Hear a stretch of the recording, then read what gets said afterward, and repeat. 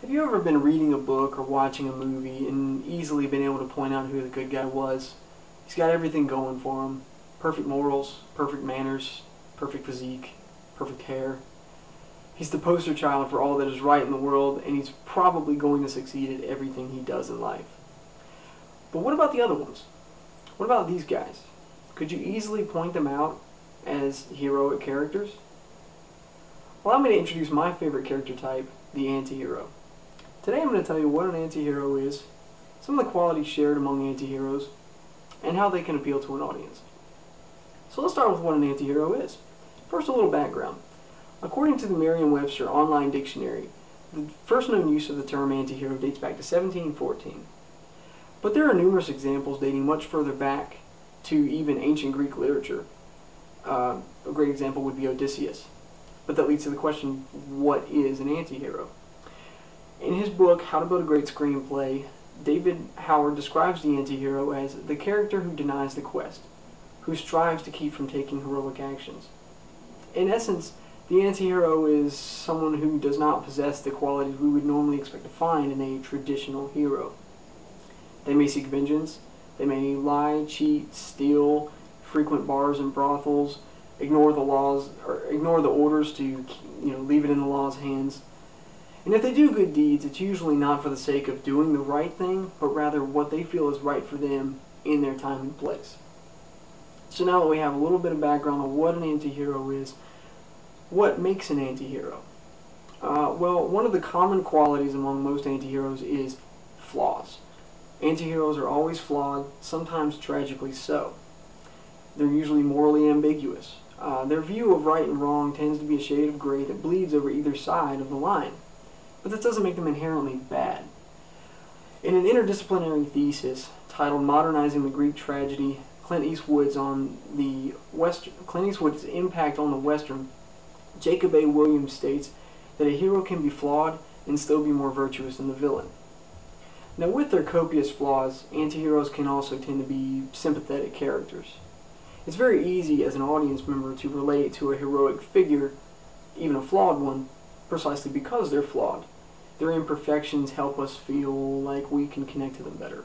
If you see a hero like Superman, well, you know you're not like him at all. He's better than us in every way.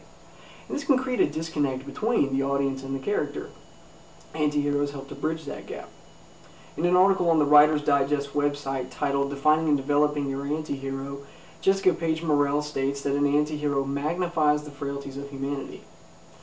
So now that we can see that anti-heroes usually have qualities that differ very greatly from their traditional heroic counterparts, how can this appeal to an audience?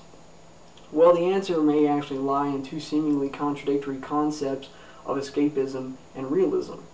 On the escapism side, you have characters who are allowed to do basically whatever they want, free of the rigid structure and discipline of society and the consequences of their actions. This can be an appealing prospect to almost anyone. I'm sure all of us at one point or another have considered doing something if there were no consequences. Consider Tyler Durden of Fight Club.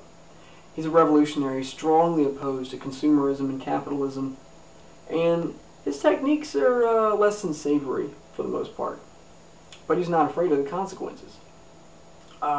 He is the rebel waiting to break out in a lot of us, in a world where there were no recourse for our actions. Also look at Dr. Gregory House of the TV show House MD.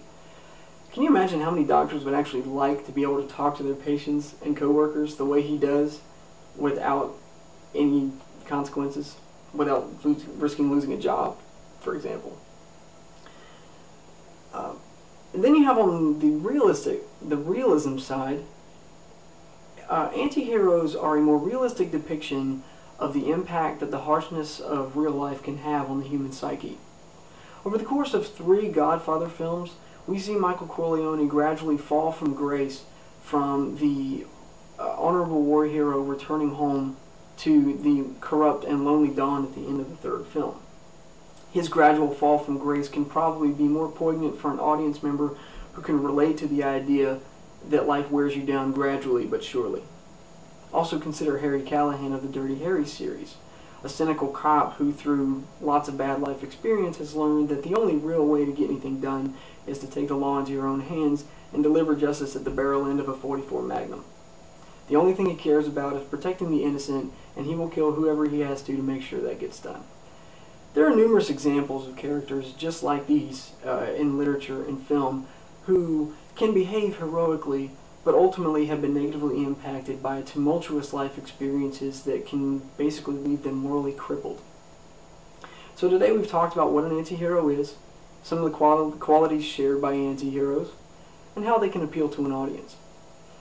Since the 1960s, the anti-hero character type has been growing increasingly in popularity, likely due to the fact that readers and viewers alike are looking for characters that they can relate to more and more.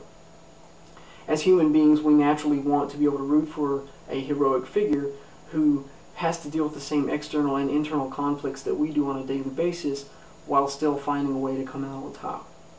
Since its beginnings thousands of years ago up to today, the anti-hero is and will remain an integral character type in storytelling.